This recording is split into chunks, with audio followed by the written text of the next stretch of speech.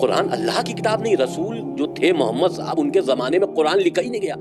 یہ تو تیسرے خلیفہ عمر نے، عثمان تھے تیسرے خلیفہ، انہی نے اس کتاب کو لکھوایا اور اس کو کہہ دیا کہ یہ اللہ کی کتاب ہے جس میں بولنا بھی منع ہے، آپ سوال نہیں پوچھ سکتے، جو لکھا ہے اس کو مانو. پھر اس سے بڑھ کر ظالم کون جو اللہ پر جھوٹ بولے اور سچی بات جب اس کے پاس پہنچ جائے تو اسے جھٹلائے. کیا جہنم میں کافروں کا ٹھکانہ نہیں ہے؟ اور جو شخص سچی بات لے کر آیا اور جس نے اس کی تصدیق کی وہی لوگ متقی ہیں. اور کافر کہتے ہیں کہ یہ قرآن من گھڑت باتیں ہیں جو اس مدعی رسالت نے بنا لی ہیں اور کچھ دوسرے لوگوں نے اس میں اس کی مدد کی ہے.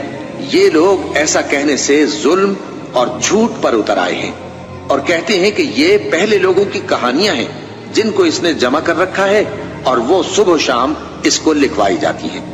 کہہ دو کہ اس کو اس نے اتارا ہے جو آسمانوں اور زمین کی پوشیدہ باتوں کو جانتا ہے. بے شک وہ بخشنے والا ہے، مہربان ہے.